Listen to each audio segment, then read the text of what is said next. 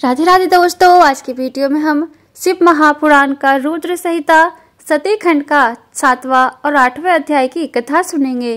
ब्रह्मा जी बोले, इस प्रकार भगवान सदाशिव जब संध्या को वर प्रदान कर अंतर ध्यान हो गए, तब संध्या वहाँ गई जहाँ महर्षि मेधातिथि थे। वहाँ पर भगवान सदाशिव की कृपा से उसे किसी ने नहीं देखा। उसने उस समय तपस्या के विषय में उपदेश करने वाले उन ब्रह्मचारी का स्मरण किया।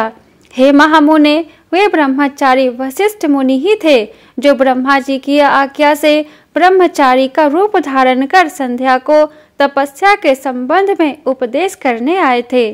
तपस्या का उपदेश करने वाले उन्हीं ब्रह्मचारी ब्राह्मण वशिष्ठ का पति रूप से स्मरण करके वह ब्रह्मपुत्री संध्या प्रसन्न मन से सदाशिव की कृपा से मुनियों द्वारा अलक्षित हो उस महायज्ञ की प्रज्वलित अग्नि में प्रवेश कर गई। उसका समस्त शरीर पुरोडास के समान तत्क्षण ही जलकर राख हो गया, जिससे अलक्षित रूप से पुरोडासक गंध चारों ओर फैल गया। पुनः सदाशिव की आज्ञा से अग्नि ने उसके शुद्ध शरीर को भस्म कर सूर्य मंडल में प्रविष्ट करा दिया। तदंतर सूर्य ने उसके शरीर को 2 भागों में विभक्त कर पितरों एवं देवताओं की प्रसन्नता के लिए अपने रथ में स्थापित कर लिया। हे मुनीश्वर, उसके शरीर का जो ऊपर का भाग था वही रात्रि तथा दिन के बीच में होने वाली प्रातः संध्या हुई। जो उसके शरीर का शेष भाग था वही दिन तथा रात्रि के बीच में होने वाली साय संध्या हुई, जो सदैव ही पितरों की प्रसन्नता का कारण होती है। सूर्योदय के पहले जब अरुणोदय होता है, तब देवताओं को प्रसन्न करने वाली प्रातः संध्या का उदय होता है। जब लाल कमल के समान सूर्य अस्त हो जाता है, तब पितरों को प्रसन्न करने वाली साय संध्या का उदय होता है। उसके मन सहित प्राण को परम दयालु शिव ने शरीर भारियों के दिव्य शरीर से निर्मित किया था। जब मेधातिथि का यज्ञ समाप्त हो रहा था, तब उन्हें देदीप्यमान स्वर्ण के समान कांति वाली वह कन्या अग्नि में प्राप्त हुई। हे मुने, महामुनि मेधातिथि ने यज्ञ से प्राप्त हुई उस कन्या को बड़ी प्रसन्नता से ग्रहण किया और उसे स्नान कराकर अपनी गोद में बिठाया। उन्होंने उसका नाम अरुंधति रखा। उस कन्या को प्राप्त कर वे शिष्यों के साथ बड़े ही हर्षित हुए। उसने किसी भी कारण के उपस्थित होने पर अपने पातिव्रत्य धर्म का परित्याग नहीं किया, इसलिए त्रिलोकी में उसने स्वयं यह प्रसिद्ध अरुंधति नाम धारण किया। ब्रह्मा जी बोले, हे सुरसे, यज्ञ समाप्त करने के उपरांत वे मुनि कन्या रूप संपत्ति से युक्त हो अपने शिष्यों सहित अत्यंत कृतकृत्य होकर अपने उस आश्रम में उसका लालन पालन करने लगे। उसके बाद वह कन्या चंद्रभागा नदी के तट पर श्रेष्ठ मुनि के तापसारण्य नामक आश्रम में बढ़ने लगी। वह सती 5 वर्ष की अवस्था में अपने गुणों से चंद्रभागा नदी तथा तापसारण्य को पवित्र करने लगी। ब्रह्मा, विष्णु तथा महेश ने ब्रह्मा पुत्र वशिष्ठ के साथ उस अरुंधति का विवाह करवाया। हे मुने, उसके विवाह में सुखदायक महान उत्सव हुआ, जिससे सभी देवता तथा मुनिगण अत्यंत प्रसन्न हुए। उस विवाह में ब्रह्मा, विष्णु तथा महेश्वर के हाथ से गिरे हुए जल से श्रीपा आदि 7 पवित्र नदियां उत्पन्न हुई। हे मुने, साध्वी स्त्रियों में सर्वश्रेष्ठ महासाध्वी वह मेधातिथि की कन्या अरुंधति वशिष्ठ को पति रूप में प्राप्त कर अत्यंत शोभित हुई। हे मुनि श्रेष्ठ, उससे शक्ति आदि श्रेष्ठ तथा सुंदर पुत्र उत्पन्न हुए। इस प्रकार वशिष्ठ को पति रूप में प्राप्त कर वह शोभा पाने लगी। हे मुनि सत्तम, इस प्रकार मैंने संध्या का चरित्र कहा, जो अत्यंत पवित्र, दिव्य तथा संपूर्ण कामनाओं का फल देने वाला है। जो शुभ व्रत वाला पुरुष अथवा नारी इस चरित्र को सुनता है, उसके सभी मनोरथ पूर्ण हो जाते हैं, इसमें संदेह नहीं है।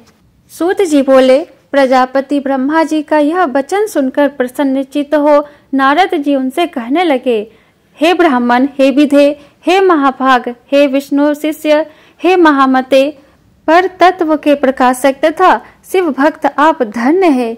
हे धर्मज्ञ, आपने अरुंधति की तथा पूर्व जन्म में उसकी स्वरूप भूता संध्या की बड़ी उत्तम दिव्य कथा सुनाई, जो शिव भक्ति की वृद्धि करने वाली है। अब आप शिव का परम चरित्र, जो संपूर्ण पापों का विनाश है तथा मंगलों को प्रदान करने वाला है, उसे सुनाइए। जब काम ने प्रसन्न होकर रति को प्राप्त कर लिया और ब्रह्मा तथा उनके मानस पुत्र चले गए तथा संध्या तप करने चली गई, उसके बाद क्या हुआ? सूत जी बोले, इस प्रकार आत्म तत्वज्ञ देवर्षि नारद का वचन सुनकर अत्यंत प्रसन्न हो ब्रह्मा जी यह बात कहने लगे। ब्रह्मा जी बोले, हे नारद, हे विपेंद्र, शिव लीला से परिपूर्ण अब उस महान कल्याणकारी शिव चरित्र को सुनो। आप धन्य हैं, क्योंकि आप शिव जी के भक्त हैं। हे तात, पहले जब मैं शिव माया से मोहित होकर अंतर ध्यान हो गया, तब शिव के वाक्य रूपी विष से दुखी हो अपने मन में विचार करने लगा। शिव माया से मोहित हुआ मैं बहुत देर तक अपने चित्त में विचार करके उनसे जिस प्रकार ईर्ष्या करने लगा, उसे आपसे बताता हूँ, सुनिए। तत्पश्चात मैं वहाँ पहुँचा जहाँ दक्ष आदि स्थित थे, और वहाँ रति सहित कामदेव को देखकर मैं कुछ मदमत हो गया। हे नारद, दक्ष तथा अपने अन्य मानस पुत्रों से प्रीति पूर्वक बातचीत करके शिव माया से विमोहित मैं इस प्रकार उनसे कहने लगा। हे दक्ष, हे मरीचि आदि पुत्रों, मेरी बात सुनो और उसे सुनकर मेरे कष्टों को दूर करने का उपाय करो। स्त्री के प्रति मेरी अभिलाषा देखकर महायोगी शिव ने मेरी निंदा की और उन्होंने मुझे तथा तुम लोगों को बहुत फटकारा। उसके कारण मैं दुख से संतप्त हूँ और कहीं भी मुझे चैन नहीं मिलता। अतः जिस प्रकार वे भी स्त्री को ग्रहण करे वह यत्न करो। जब वे स्त्री को स्वीकार करेंगे तभी हमारा वह दुख दूर होगा, किंतु विचार करने पर मैं समझता हूँ कि यह कार्य बड़ा ही कठिन है। जब उन्होंने मुनियों के समक्ष ही मेरा कांता परिग्रह की अभिलाषा मात्र से मुझे धिक्कारा, तो वे स्वयं किस प्रकार स्त्री ग्रहण करेंगे? इस त्रिलोक में कौन सी ऐसी स्त्री है जो उनके मन में विराजमान होकर उन्हें योग मार्ग से हटाकर मोह में डाल सकती है? कामदेव भी इन्हें मोहित करने में समर्थ नहीं है, क्योंकि वे परम योगी है और स्त्रियों के नाम को सहन नहीं कर सकते। जो प्रसंग के द्वारा भी स्त्री का नाम कदापि नहीं सहन कर सकता, तो भला वह वाणी से स्त्री ग्रहण कर किस प्रकार सृष्टि कार्य में प्रवृत्त हो सकता है?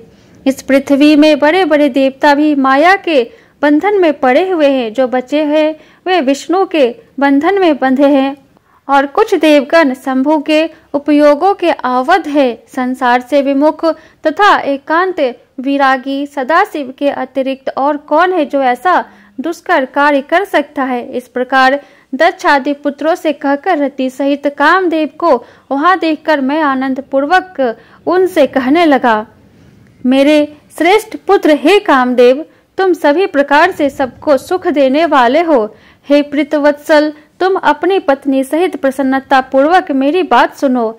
हे मनोभव, तुम अपनी इस सहचारिणी स्त्री के साथ जिस प्रकार शोभा पा रहे हो, और यह भी वैसे ही तुम्हें पति रूप में प्राप्त कर अति शोभित हो रही है। जिस प्रकार महालक्ष्मी से भगवान विष्णु तथा विष्णु से महालक्ष्मी, एवं जिस प्रकार रात्रि से चंद्रमा एवं चंद्रमा से रात्रि सुशोभित होती है, उसी प्रकार तुम दोनों की शोभा है और तुम्हारा दाम्पत्य भी अलंकृत है। इसलिए तुम इस जगत को जीतने वाले विश्व केंद्र होगे।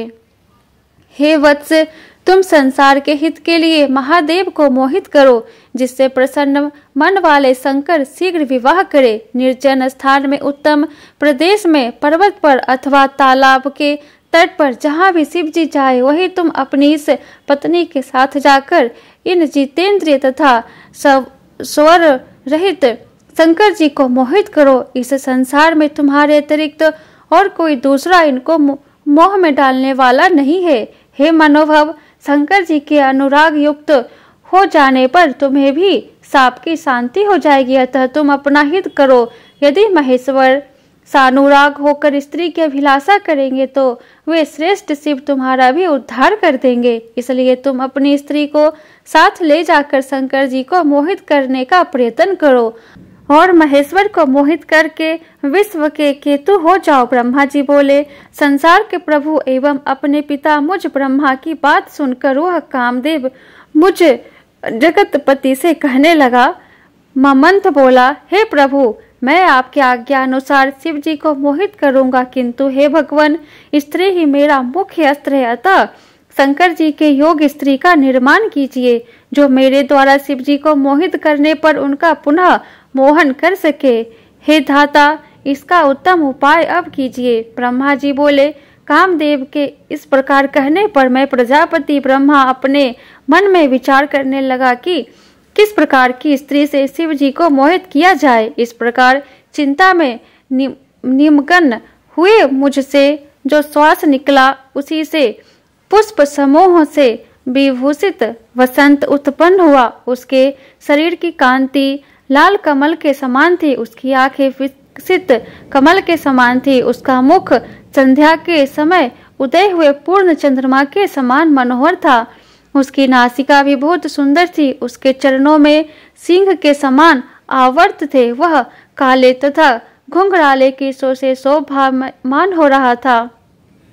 संध्याकालीन सूर्य के सदृश हो कुंडलों से वह सुशोभित था, मत वाले हाथी के समान उसकी चाल थी, उसकी भुजाएं लंबी तथा मोटी थी, उसका कंधा अत्यंत ऊंचा था, उसकी ग्रीवा शंख के समान थी, उसका वक्षस्थल बहुत चौड़ा था, मुखमंडल स्थूल तथा सुंदर था, उसके सभी अंग सुंदर थे, वह श्याम वर्ण का था, सभी लक्षणों से युक्त वह सबको मोहित करने वाला, काम को बढ़ाने वाला अत्यंत दर्शनीय था। इस प्रकार पुष्प गुच्छों से सुशोभित हुए वसंत के उत्पन्न होते ही सुगंधित वायु चलने लगी, वृक्ष भी फूलों से लद गए, सैकड़ों कोयले मधुर पंचम स्वर में बोलने लगी और बावलियां विकसित तथा स्वच्छ कमलों से युक्त हो गई। इस प्रकार उत्पन्न हुए उस श्रेष्ठ वसंत को देखकर मैं ब्रह्मा कामदेव से मधुर शब्दों में कहने लगा। ब्रह्मा जी बोले, हे पुत्र काम देव तुल्य, यह वसंत अब तुम्हारे लिए अनुकूल मित्र उत्पन्न हो गया। अब यह तुम्हारी सब प्रकार से सहायता करेगा। जिस प्रकार पवन अग्नि का मित्र बनकर सदा उसका उपकार करता रहता है, उसी प्रकार यह वसंत भी तुम्हारा मित्र बनकर सदा तुम्हारे साथ रहेगा। रमन में हेतु होने के कारण यह तुम्हारे साथ निवास करेगा, इसलिए इसका नाम वसंत होगा। लोक का अनुरंजन तथा तुम्हारा अनुगमन ही इसका कार्य होगा। वसंत कालीन यह मलया नील इस वसंत का श्रृंगार बनकर इसके मित्र रूप से बना रहेगा, जो सदा तुम्हारे अधीन रहेगा। जिस प्रकार तुम्हारे मित्र रहते हैं, उसी प्रकार ये विबोक आदि हाव तथा 64 कलाएं रति के साथ सुहिज्र होकर रहेगी। हे काम, तुम अपने इन वसंत आदि सहचरों तथा रति के साथ उगत होकर महादेव जी को मोहित करो। हे तात, अब मैं कल पूर्वक अच्छी तरह मन में सोच विचार कर उस कामिनी को प्राप्त करूंगा जो भगवान शंकर को मोहित कर लेगी। ब्रह्मा जी बोले, इस प्रकार मुझ सुरश्रेष्ठ ब्रह्मा के कहने पर उस कामदेव ने पत्नी सहित मेरे चरणों में प्रणाम किया। पुनः दक्ष एवं मेरे मानस पुत्रों को प्रणाम कर कामदेव उस स्थान पर गया जहां आत्मस्वरूप शंकर जी गए थे। 7वां और 8वां अध्याय संपूर्ण। बोलो शिव शंकर भगवान की जय। वीडियो पसंद आया हो तो वीडियो को लाइक कर दे और आगे का अध्याय सुनने के लिए चैनल को सब्सक्राइब करके बेल आइकन को ऑन कर ले, जिससे मेरी अगली आने वाली वीडियो की नोटिफिकेशन सबसे पहले आपको मिले। तो फिर मिलती हूँ मैं आपसे नेक्स्ट वीडियो में। जय शिव शंभू, हर हर महादेव।